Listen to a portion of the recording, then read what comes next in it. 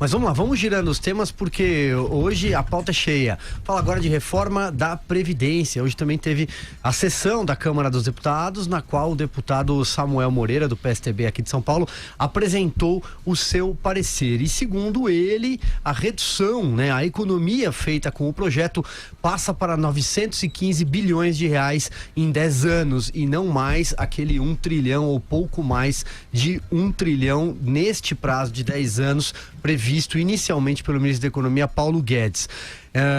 Que mais? O parecer de Moreira, no entanto, reduz a economia ao retirar da proposta pontos polêmicos. Vamos falar sobre benefício de prestação continuada, o BPC, essa sigla que o brasileiro já aprendeu o significado, e também a aposentadoria rural, muito criticada pelos parlamentares até então. E a sessão também foi um pouco quente, com bate-bocas entre governistas e oposição. O que mais, Vera? Pois é, uma sessão longuíssima, A leitura ali do parecer que não terminava nunca, do relatório do Samuel Moreira.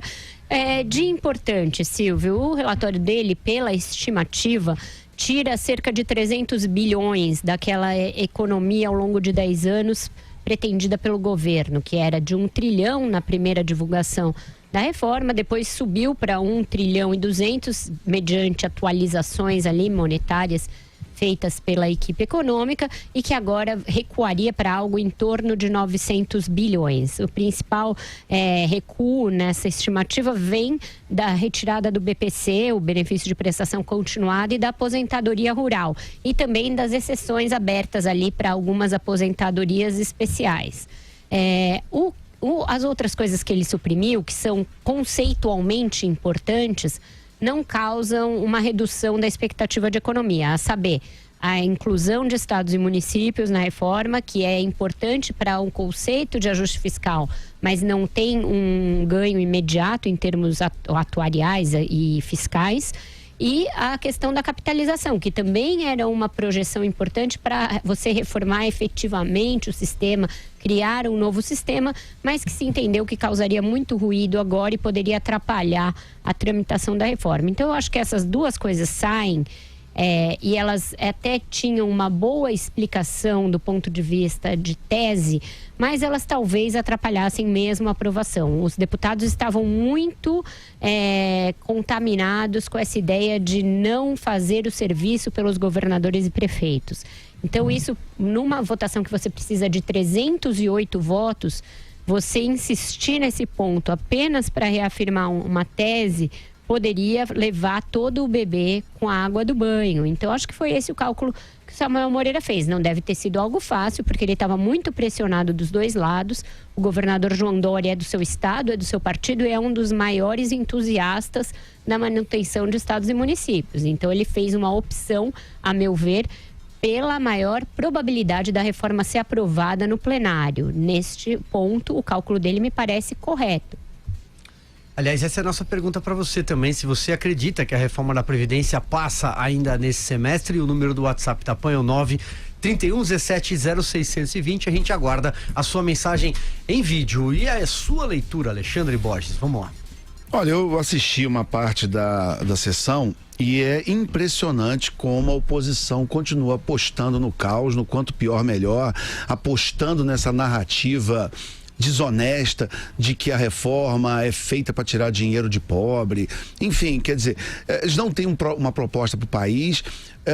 O país está em crise econômica em grande parte pelo trabalho de 4 governos apoiados por esse pessoal desde 2003, quer dizer, que deixaram um buraco no país absurdo, e não só deixaram essa herança maldita, como querem impedir que o governo atual resolva, ou pelo menos uma parte desse problema. Claro que o problema é muito maior, a reforma da Previdência, a gente tem dito isso com muita clareza e honestidade para o nosso público. Ele não vai resolver tudo, não é essa panaceia, mas sem ela, aí é o buraco negro, Então, a gente precisa da reforma para continuar trabalhando e termos alguma esperança de resolver o enorme desequilíbrio fiscal das contas públicas brasileiras.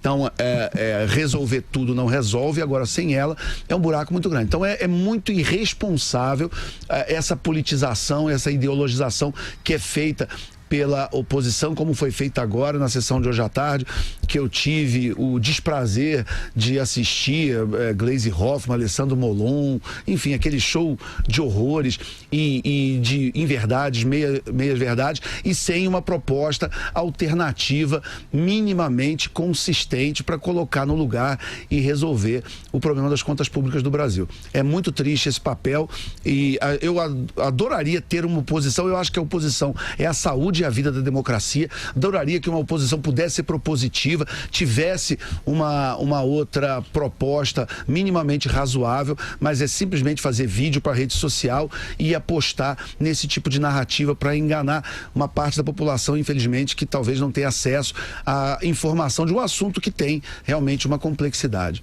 Silvio, eu acabo de receber uma mensagem aqui do porta-voz da presidência, o general Otávio Rego Barros. Eu perguntei a respeito da queda do ministro Santos Cruz e ele diz: confirmo, melhor ligar para o general Santos Cruz, ele detém melhores condições de explicar a situação. Então ele não dá nenhum contexto, mas agora temos uma confirmação oficial aqui para o 3 em 1, uma mensagem do porta-voz da presidência, confirmando, portanto, a demissão do ministro Santos Cruz. Vamos ver se o presidente fará a live de hoje. Pode ser que ele explique as circunstâncias da queda de seu terceiro ministro.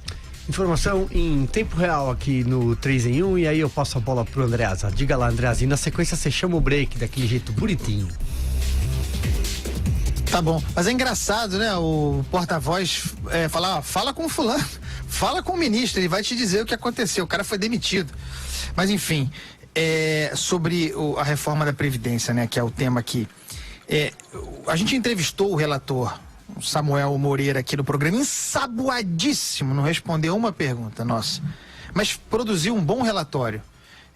O relatório possível, real, negociado, mediado, deixando de fora aquilo que foi rechaçado de início, como a questão da aposentadoria rural e do BPC, e aquilo que se tornou problemático. Duas coisas se tornaram problemáticas relativamente aos professores, um lobby muito grande, houve mudanças nessa área, e a questão dos estados e municípios, que é dramática, porque se não for enfrentada, trará problemas para o Tesouro Nacional em médio e longo prazo. Aliás, em curto prazo já, nós sabemos disso. Há um esforço para se tentar contornar isso negociando no plenário, na hora do enfrentamento da votação derradeira. Mas é um bom relatório que resulta numa desidratação pequena frente ao que se imaginava. É claro que é preciso ficar alerta, resguardar esse impacto fiscal, porque outras manobras virão, é certo que virão, mas é preciso elogiar um bom trabalho, uma boa obra de natureza política, prova de que a política é importante. O intervalo, vem, comercial, vem, fatura.